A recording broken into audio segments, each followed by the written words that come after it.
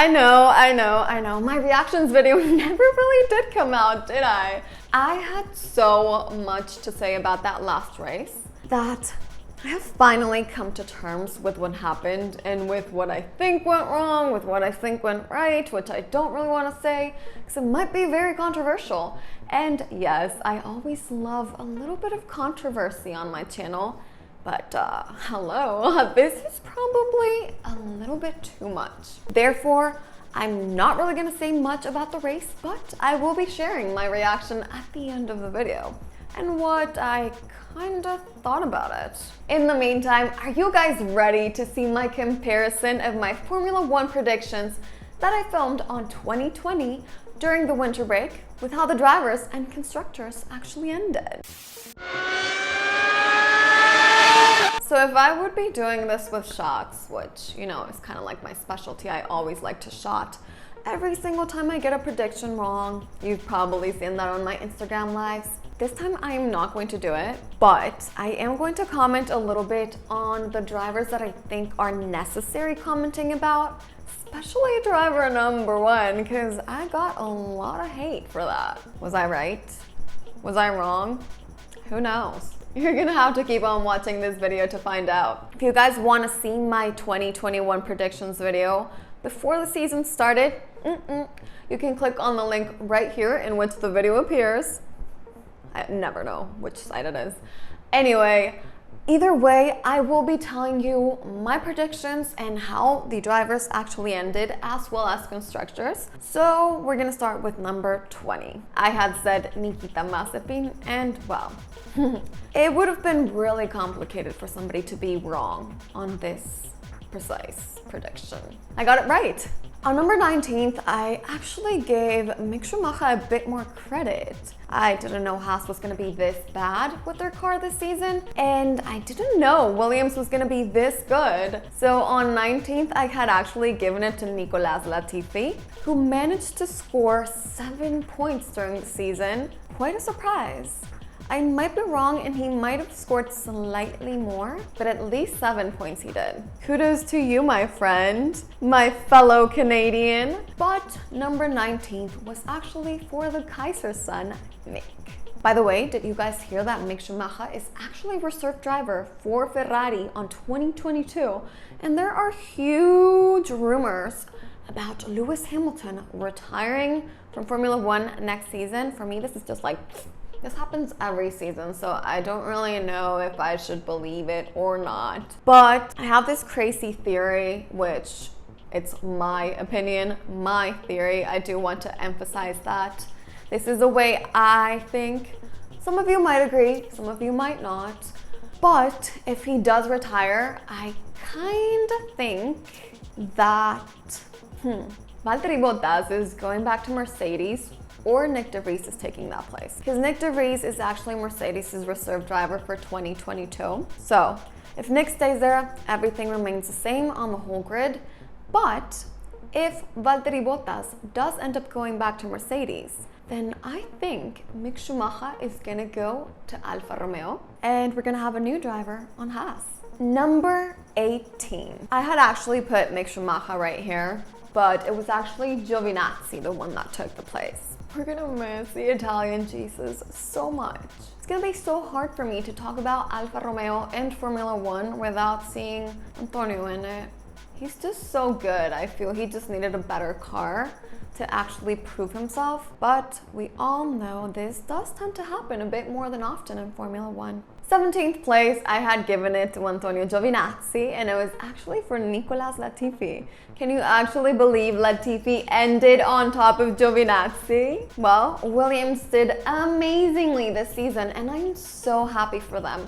Such a nice team, such a classic team, you know, one of the oldest teams in Formula One, and I'm just glad to see it thriving. Number 16, I was almost kind of right about George Russell. I had given him 16th. It was actually for Kimi Räikkönen, one of our favorite legends, which I had actually bet on him much more.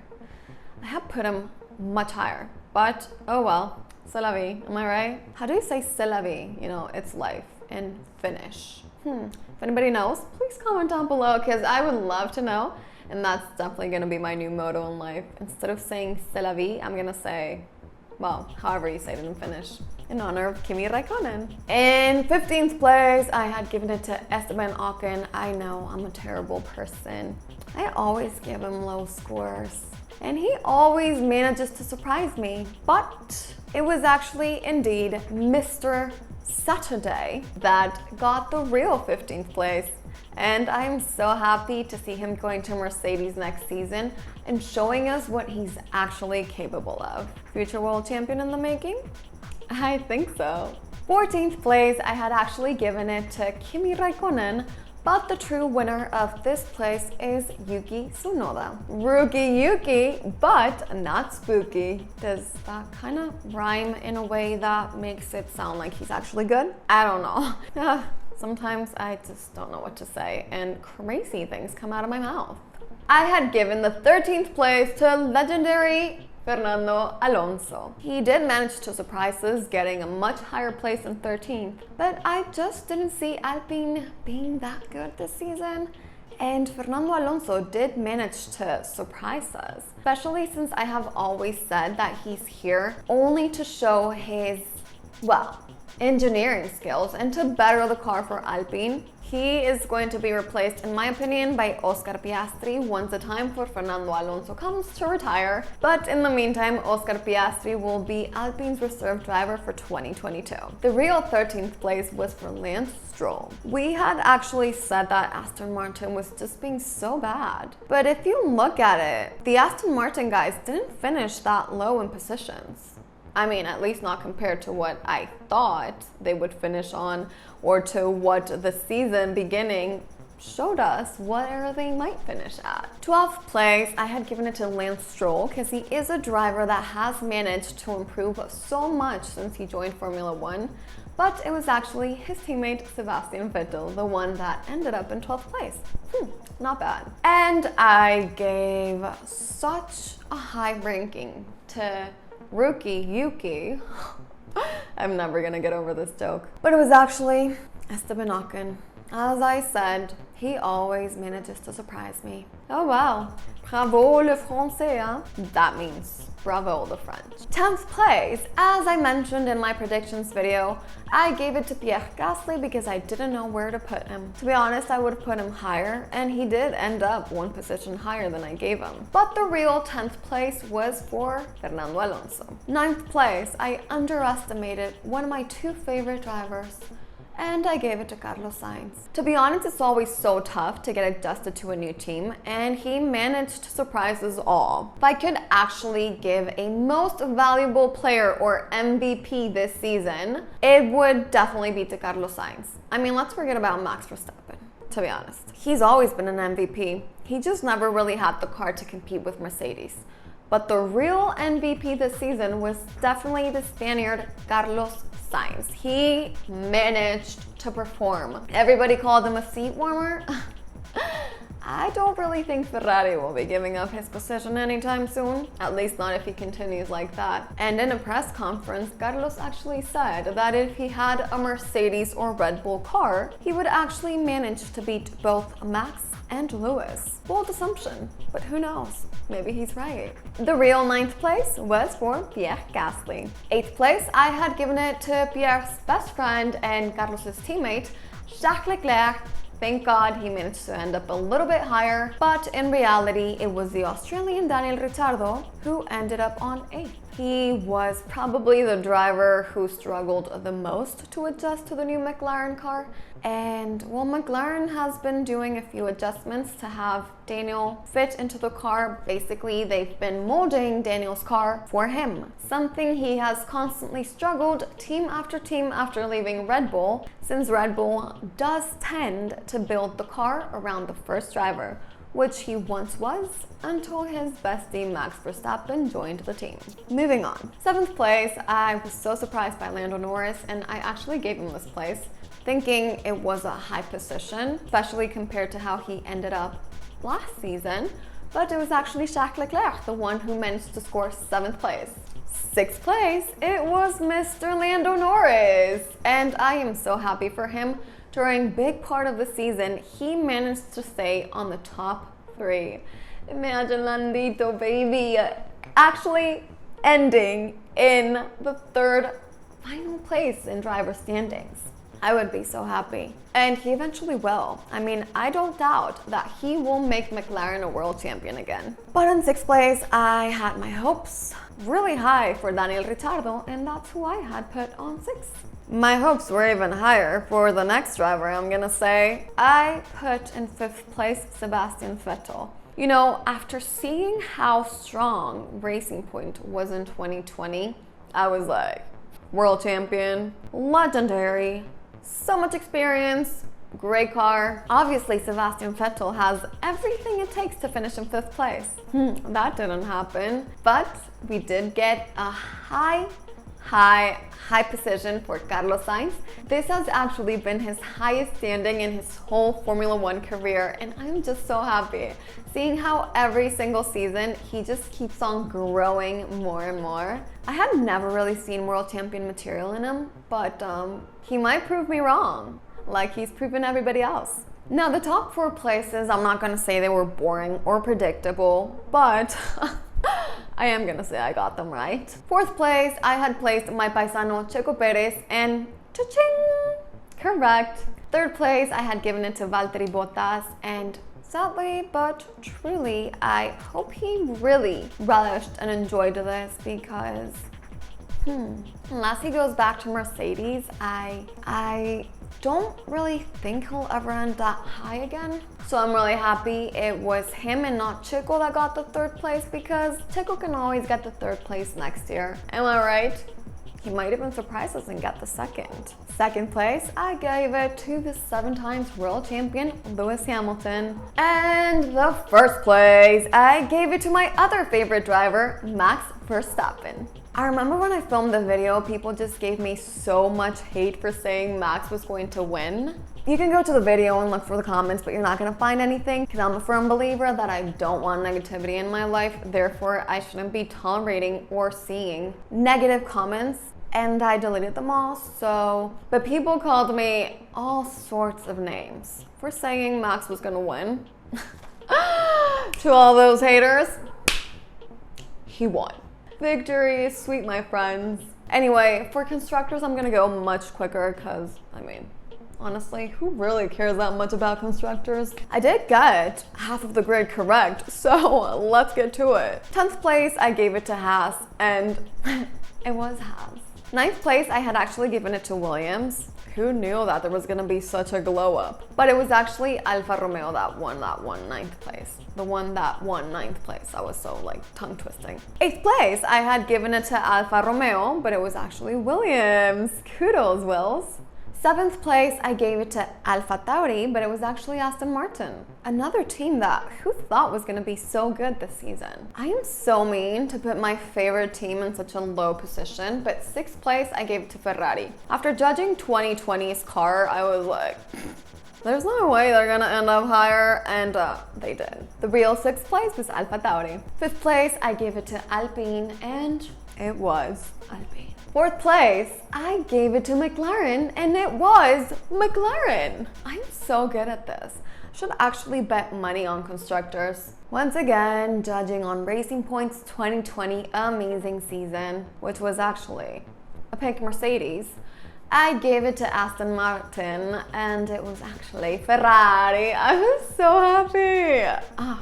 So maybe this is a little contradictory, but I gave 2nd place to Red Bull, and it was indeed Red Bull. And you might be asking, why did she give Max the 1st place, but not Red Bull? Because we had a new driver, which is Checo Perez, and I did sense it was gonna take him a while to adjust to the car, because Red Bull is such a hard car to drive. So at least I got the predictions right. And 1st place, I gave it to Mercedes, because even though I said Lewis was not going to win, we still had 2 really strong drivers with Lewis and Valtteri, which was definitely going to earn them enough points to be the 1st place. As to what I thought about the 2021 season in general and that last race, I mean, I don't want to say too much, because It was quite a controversial season. I do feel that the FIA did favor a certain driver throughout the whole season, and it might seem on that last race that the opposite driver was favored, but I don't really think that was the case. I mean, there were so many factors by which Max Verstappen won. Now, I want to be as neutral and biased as possible, and that's how I actually tried to see that race, that last race. I mean, Lewis Hamilton overtook Max in the first lap. I was so nervous the whole race. I was praying the whole race for a safety car, which eventually happened. And the moment they announced that the race was gonna end in a safety car, I was like, are you kidding me? I mean, we have here what's the most exciting season of all time, and we end the race on a safety car. Blah. Max winning had a lot of factors. We had amazing Checo Perez, my paisano, so proud of him. What he did was stellar, exemplary, so honorable. I mean, I love Kimi Raikkonen, and we all know he got driver of the day because he was retiring. But honestly speaking, if Kimi had not won driver of the day, that would have definitely gone to Checo, our Mexican Minister of Defense. Do I think any driver was favored on that last race? During the virtual safety car, yes. During the safety car, no. What I think the FIA did, I mean, it's in the books. It's a written down rule that overlapped cars are allowed and have to overtake the safety car. I mean, honestly, there was no way that they were gonna get out of this one. Like, they kind of got out of many other rules they kind of bended throughout the season. This was actually something so obvious, so visible, and so clear, so they couldn't do that. If they did end that race on a safety car, I feel the public was gonna get so mad. So what they said was like, not favoring Max really. They just went like, you know what? I'm washing my hands, less than a lap.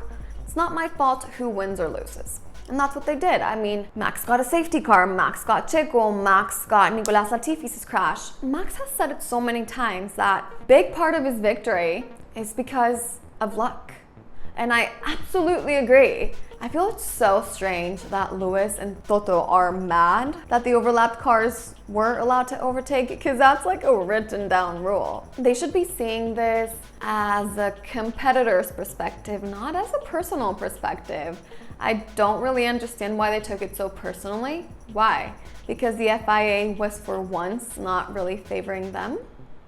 Doesn't really make much sense to me. And in a way, I mean, I don't even think the FIA thought Max was gonna win. They always knew it could be a possibility that he would overtake Lewis, but it wasn't a certainty, you know? I mean, it was less than one lap left, and Lewis did manage to overtake Max once again during that half of the last lap. And then Max overtook him again, and then he became world champion. And so now there's rumors that Lewis is not gonna come back to Formula One, but then again, this is something that happens at the end of every season. I mean, how many times have we heard that Lewis Hamilton is going to retire and then he doesn't? I do wish him a speedy recovery, and to see this from a sportsman perspective and not to take it personal. I mean, it is a game, you know? It's like in soccer. If the opposite team manages to score a goal in the last 15 seconds of the game, what can you do? Nothing.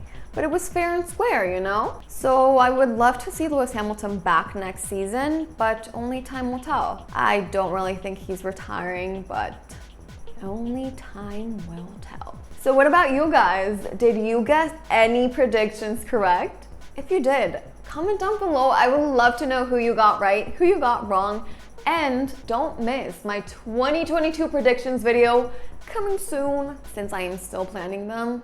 I still don't know what I'm gonna say, but my number 2 for constructors is definitely gonna surprise you. That's the only thing I have yet. It's bold. That's all I can say. Anyway, see you guys again next week in another episode of A Girl Talks Formula One.